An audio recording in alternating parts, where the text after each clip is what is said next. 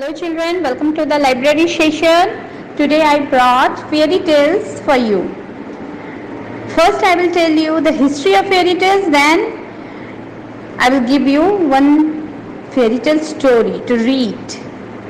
So the history of fairy tale you have to know. A fairy tale is known as wonder tale, magic tale or merchants is an instance of a folklore genre that takes the form of a short story.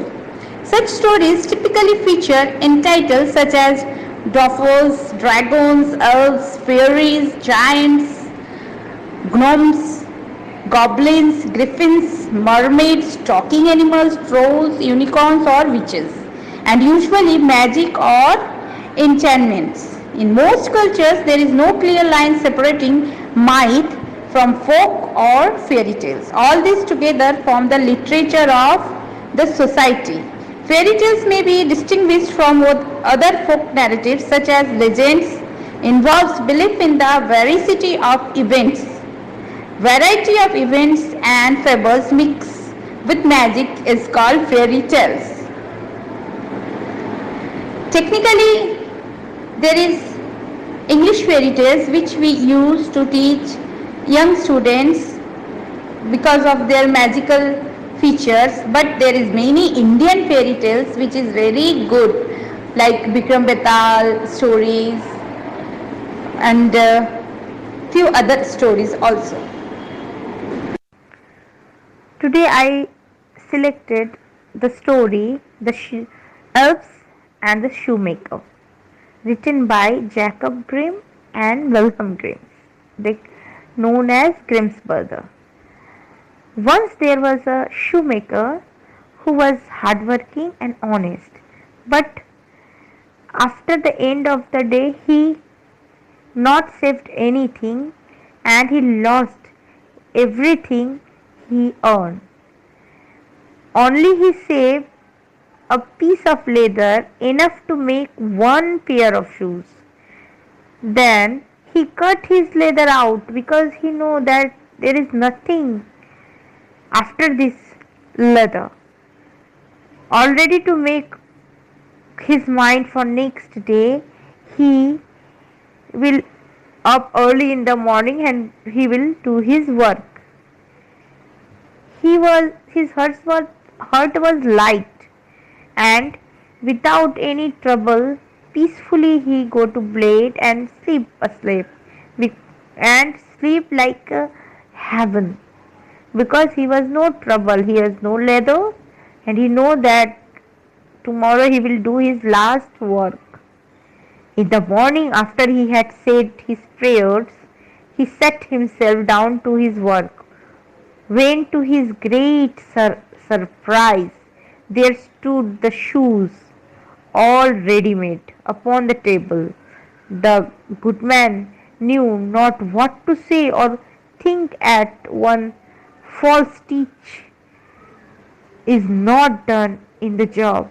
It was perfect, a masterpiece. The shoe was a masterpiece. The same day a customer came in and the shoes suited him so well that he willingly paid a price higher than usual for him. The poor shoemaker with the money bought leather enough to make two pair of more. In the evening he cut out the work and went to bed early, that he might get up and begin the next day.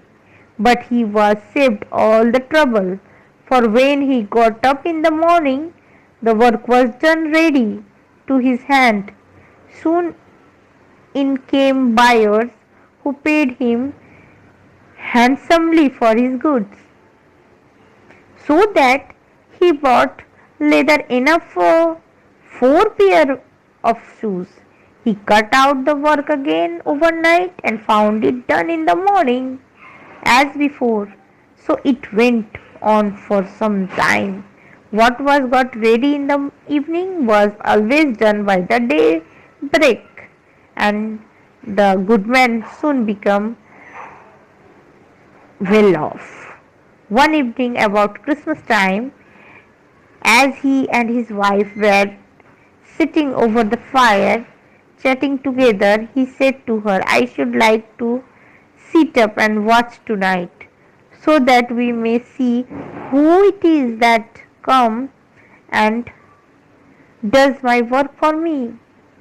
The wife liked the thought, so they left a light burning, hid themselves in a corner of the room behind a curtain that was hung up there, and watched what would happen. As soon as it was midnight, there came two little elves, and they sat themselves upon the shoemaker's bench, looked up all the work that was cut out, and began to play with their little finger, stitching and repairing and tapping, and could not take his eyes off them. It was really a wonder. Shoemaker was wondered, and on they went till the job was quite done and the shoes stood ready for once upon the table. The elves ran away as quick as lightning.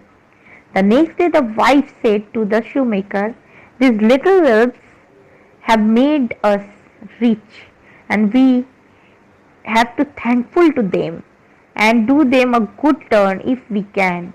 I am quite sorry to see them run about as they do, and indeed it was not very decent, for they have nothing upon their backs to keep off the cold. I will tell you what, I will make each of them a shirt, coat, waistcoat, and pair of pantaloons, and you make each of them a little pair of shoes. The thought pleased the good cobbler very much, and one evening when all the things were ready, they laid them on the table. Instead of the work that they used to cut out, and then went to hid themselves to watch what the little elves would do. About midnight when they came dancing and skipping, hopped around the room, and then went to sit down to their work as usual. But when they saw the cloth laying for them, they laughed and chuckled and seemed mightily delighted.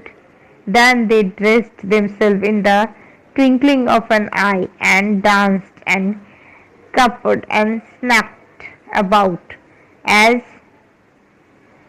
happy as could be, till at last they danced out of the door and away over the green. The good couple saw them no more, but everything went well with them from the time forward, as long as they lived. Children, you can guess what is the moral of this story? My guessing is, the moral of the story is that hard work is the secret to making dreams and wishes come true. This story shows that good things come from working hard. The shoemaker and his wife worked hard, and they were rewarded by the elves coming to help them out in their shop. Children, this week I give you a worksheet, the elves on the shoemaker, reading comprehension. Children, this week I will not send you any video. There is many videos in YouTube about the story, the elves and the shoemaker. You can watch and then read the worksheet carefully which I am giving. This is reading comprehension, story map, title and author. I already told you who is the author of the story. Title is The Elves and the Shoemaker, and the author's name is, starting of the audio I told you can listen and write with the help of parents. Who is the main characters? Shoemaker, his wife and the elves. Supporting characters. Setting. What is the setting? Where is the setting? The shoe shop. Problem. What is the problem? And the solution. Write in your own word.